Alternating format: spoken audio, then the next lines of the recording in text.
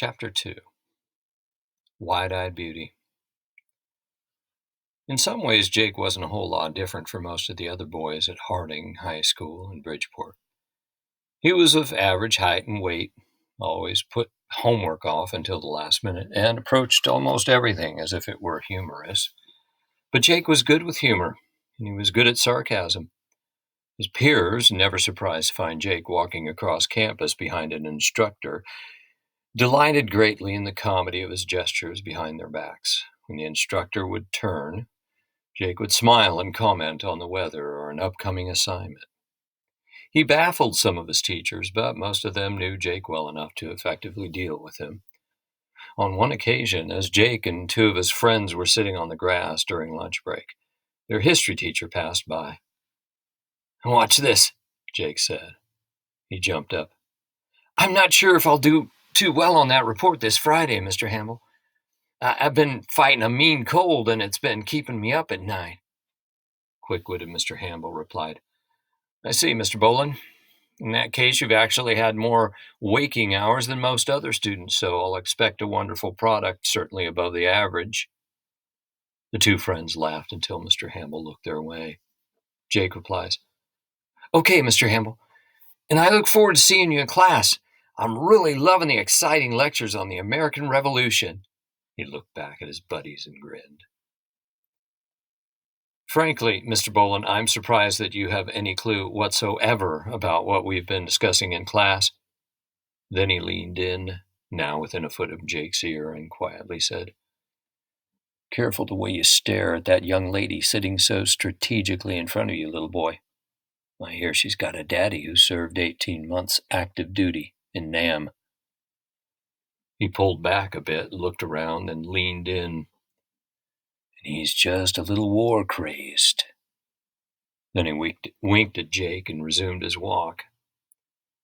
The boys hadn't heard what Mr. Hamble had said to Jake, and when they asked, Jake said, "Hell, he just said something about how I'd likely someday be valedictorian and most likely to succeed." And the boys laughed. Jake entertained them. It was his craft. And he was handsome. He had a perfect complexion, his thick, short, dark hair cut perfectly, chiseled face somewhat elongated, and his slight cleft chin finished off a rather attractive young man.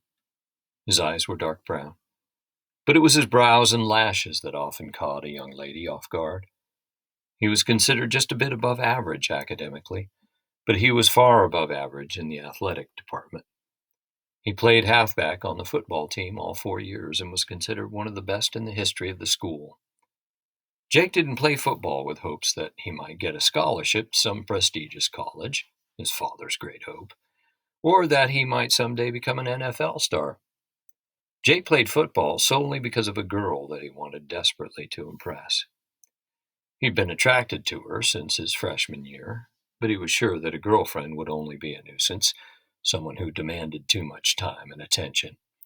So he avoided any risk of communication that might lead to more demand. He was happy to sit in class with his sunglasses on and stare at her. He did this for the first 3 years of high school. There were periods of class when he wouldn't have remembered a word the teacher had said. He'd spent the entire period gazing at her. He memorized the innocent eyes and small chin, the perfect nose with the slight upturn. He spent many hours, class hours, absorbing himself in his fantasies about her, imagining himself wooing her to his bedroom and convincing her of his pure love for her, then getting her to slide her skirt off. He daydreamed the kinds of things that he would say to her to keep her wanting more. He believed her to be insecure. She was not only innocent, but even more important to Jake. He was sure that she was void of self-confidence. Her name was Donna Keller. Jake and Donna finally formally met in late November of 1977, when he was a senior and she a junior. She had attended a game with friends, and afterward she'd run into Jake while trying to squeeze out of the gate leading to the parking lot. Jake had asked her name, and while she was very shy, she was taken aback at his interest. Here's one of the stars of the high school football team, she thought, and he's asking my name. She smiled and shrugged. I'm Donna. I've seen you in some of my classes. Aren't you Jake Bolin? Yep, the one and only, I guess. Really good game tonight. Yeah, it was a good one. They stood on the curb facing one another. Jake purposefully paused. He'd known he could make her nervous, and then that cute little grin that she would try to hide would show up, and he loved that grin in class when a teacher would ask her a question that she had no answer to, and that nervous grin would come, and she would turn her head and look down. Want to walk me to my truck? He asked. Before she could answer, Jake had already turned toward the parking lot. She caught up with him and said, You played really good tonight. The two of them said nothing more until they reached Jake's pickup.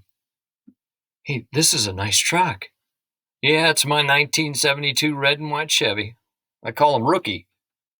Donna asked, How long have you had it? I've been driving it for almost 3 years, but my dad bought it brand new in 72. Donna giggled. That rhymes. New in 72. Jake smiled and stared at her for a moment. Her eyes transfixed him, and then she blushed. Want to go out sometime? Jake said. Donna replied quickly. Sure, I'd like that. Jake grinned at her. Great. I'll see you later then, right? Right, Donna smiled. See you later then. And she headed back to the school. Hey, Jake called. Was your dad in the war? Yes, he was. The Revolution? Confused, Donna replied. Revolution? Yeah, you know, the Revolutionary War. Donna giggled and said, Vietnam, silly. Jake evaded embarrassment with a laugh and said, I know. Yeah, he was there. I think for about 2 years. Why do you ask? I don't know. Just seems to me that nearly everyone's father fought in that war at some point. Just curious. Donna smiled and waved. Okay, I'll see you later then. Jack smiled and nodded. Yes, you will, Donna. And that was the extent of a conversation that would eventually lead to an interesting future for both. Jake spared no expense in impressing this wide-eyed beauty, his reference to her throughout the 2 courtship years. How's my wide-eyed beauty today? Which burger joint would you like to hit today, wide-eyed beauty? Hop in, wide-eyed beauty. Nothing too good for my wide-eyed beauty. I've got great plans for you. You dig, wide-eyed beauty? Donna was a lovely young lady. She attracted boys, but her shyness prohibited her from showing any indications of any interest in them. When she walked through the halls of the high school with the friend enjoyed Donna's full attention, but most of the time she was alone, and the occasional whistle was fully ignored. Donna had dated only one boy before meeting Jake, and the relationship lasted for all of 2 weeks. He was a 17-year-old stud named Bobby Crimfield. Bobby played football with Jake, and one evening early in the season, after an away game, he said to Jake, I want that Donna Keller real bad, man. She's a fox. Jake was bothered that Bobby might go after the girl that he had fantasized about for this long. He rolled his eyes. Okay, man. If you like juniors who look like 8th graders, good luck finding anything under that blouse. Bobby took Jake's comment as a kind of dare, so he did ask Donna out. And he did attempt to find out if there was anything under that blouse. But Donna's lack of interest in a roll in the sack was unacceptable. Upon their last meeting, he'd closed the conversation with a nonchalant, Don't take it personally, Donna. Blue balls just ain't my thing. She later had to ask a friend just exactly what that meant. Jake took note of Donna's response to Bobby's ways, and he played the game differently. He was deeply infatuated with Donna, but there was something more to his feelings for her than a quick roll in the sack, and he didn't want to risk the loss, so he took it slowly and carefully. The first kiss, hardly a peck, didn't come until the 4th date. Jake had walked Donna to her front door, the typical young couple, nervous and unsure. After a bit of small talk, the delicious meal, the great song on the radio, the way the waitress apologized so much about bringing the wrong dessert, and then a slight nervous pause, Jake slowly reached out and put his hand on her face. She smiled but couldn't look at him. "Can I kiss you?" he asked. "Yes," she replied, and she looked up briefly. The kiss was short and innocent, and while Jake wanted more, he knew that taking more might be a mistake, so he simply and gently pulled her chin up and looked into her eyes. She began to shake lightly, and Jake touched her face again and said, "That face, oh my God, so pretty." She smiled and kissed him lightly on the cheek, then said, "Good night, Jake, and thank you." Jake knew that Donna was the girl with whom he wanted to make a life. He was thrilled now that she had shown an attraction to him. He would slowly and carefully woo her, and eventually he would make her his wife. More dates followed and more kisses followed, many more. At some point, Donna was the one who instigated the kissing at the door of her home.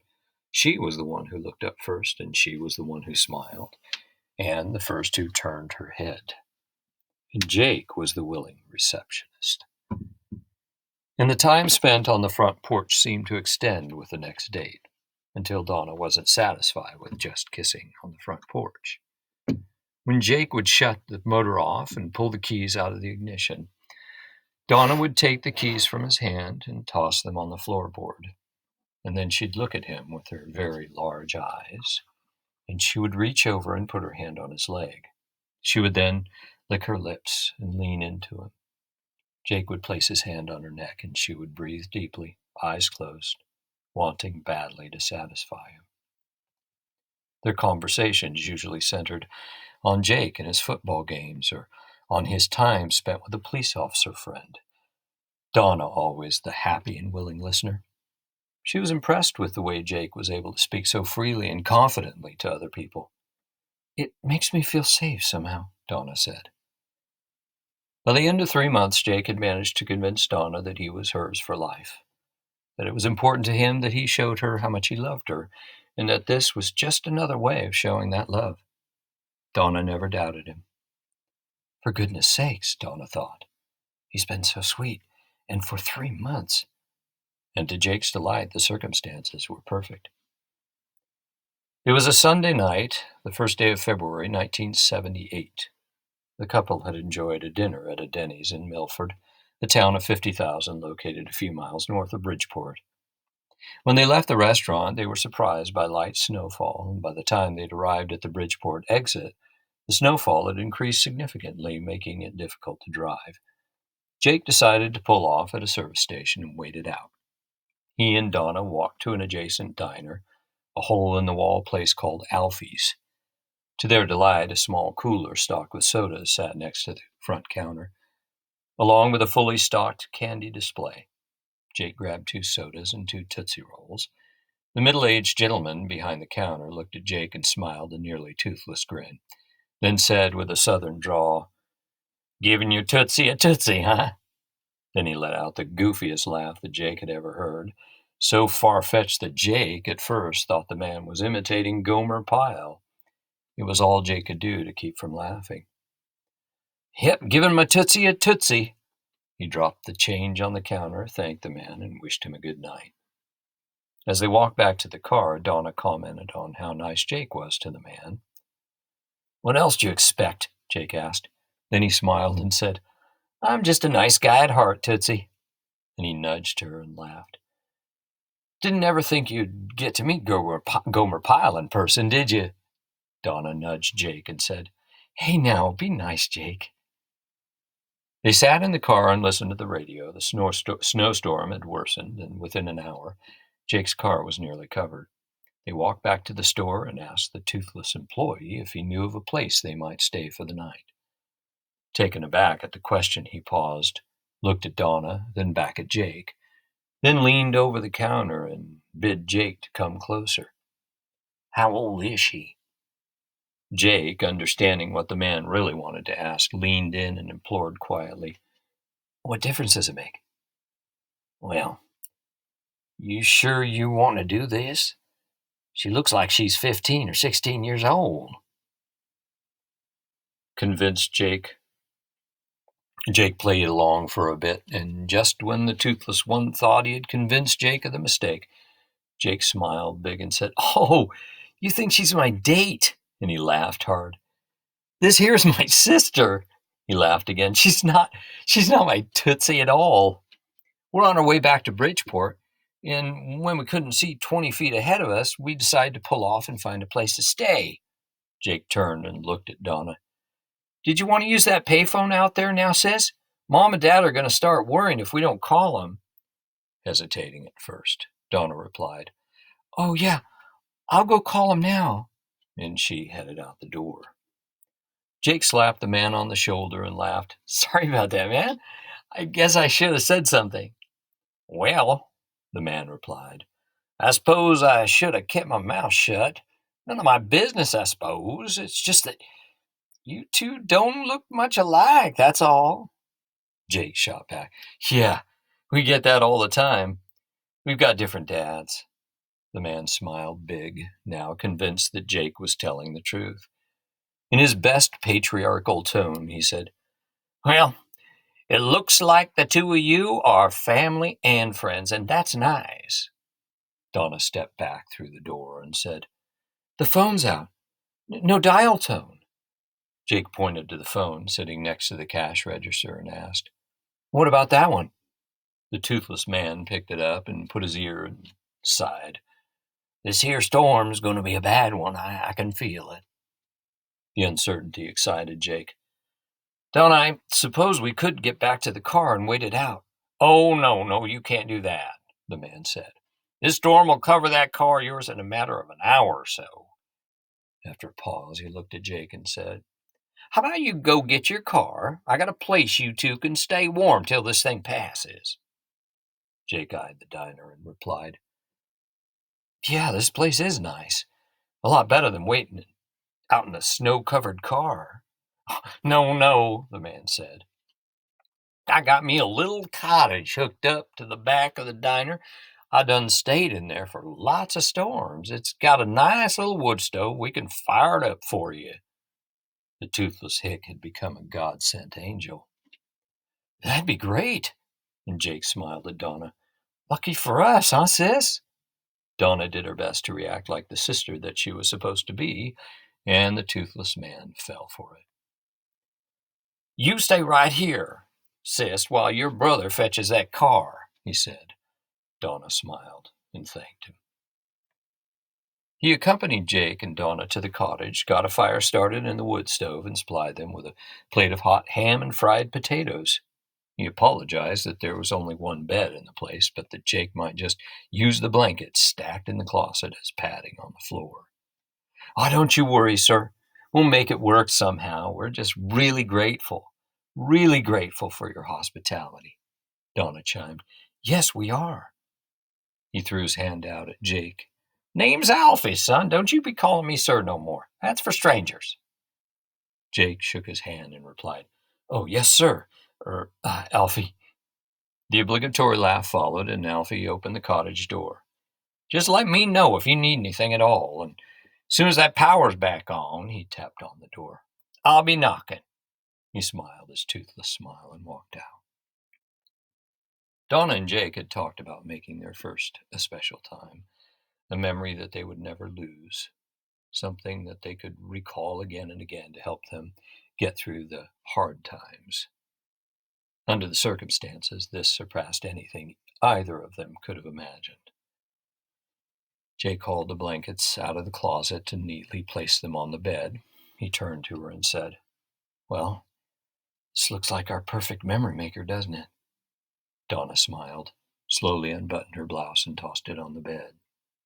She looked at Jake. His eyes were as wide as he'd ever seen them. Jake, what? Oh, my God, Jake said slowly. She turned her back and looked over her shoulder at him.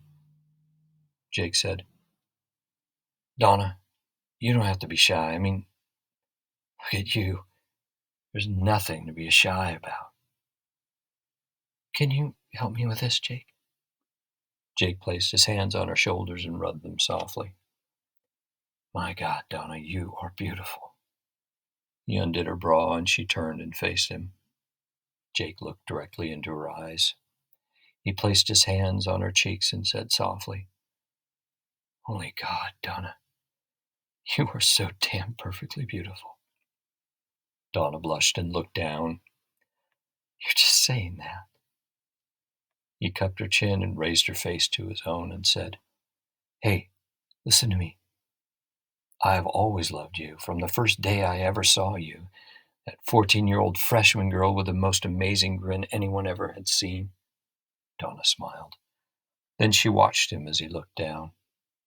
Then he kissed her, and she grabbed his hands and placed them on her breasts and told him that she was his. And as badly as Jake wanted to enter her, he equally wanted the passion, the sex, to last for hours. But the first time was over quickly. They lay closely together under two thick blankets that smelled of musty closet, but neither of them minded. Donna fell asleep, and Jake lay there, wondering how long he should wait before he woke her so that they could do it again. And after an hour, Jake restoked the fire, and they did do it again, and after a third time, Donna threw her arms back and exhaled deeply. I can't believe how happy I am.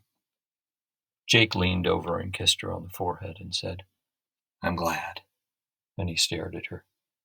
My wide-eyed beauty. By mid-morning the next day, the storm had let up, and Alfie nervously approved of their departure. He gave Jake a big hug and patted him on the back. He took Donna's face in his hands and said, Y'all stay friends, okay? I got me a sister I ain't talked to for going on 10 years, and I sure do wish I could turn back the clock.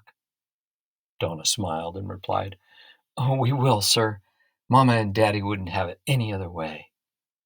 And then she turned to Jake and said, Besides, he's a pretty good fella. And on the drive back, Jake complimented her acting skills. Said that Linda Carter had nothing on his wide-eyed beauty. Well, she replied, maybe you should call me Wonder Woman. More like Bobby Joe to me, Jake replied. And you can call me Outlaw.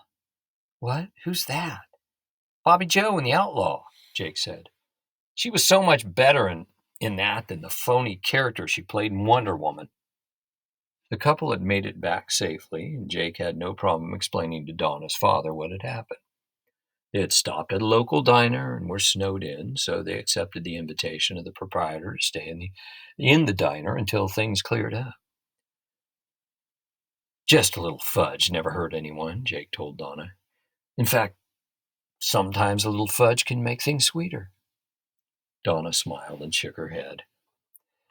By the end of 6 months, Donna was fully engulfed by the charm of Jake Bolin. She adored him, and Jake was thrilled with the direction of their relationship. In early June, Jake graduated from Harding High School. Donna watched with pride as Jake accepted his diploma. He turned to face the crowd, knowing exactly where Donna sat. Most of the class was still seated, and when Jake turned to Donna and blew her a kiss, a host of the boys hollered, including Fat Boy, who screamed, Put her in cuffs, rookie! Jake looked back at him and flagged him the bird behind his robe, and when Fat Boy responded, Yeah, then do that to her, the entire class let loose. Fat Boy sat in the front row, like a hen on her chicks, basking in self-admiration.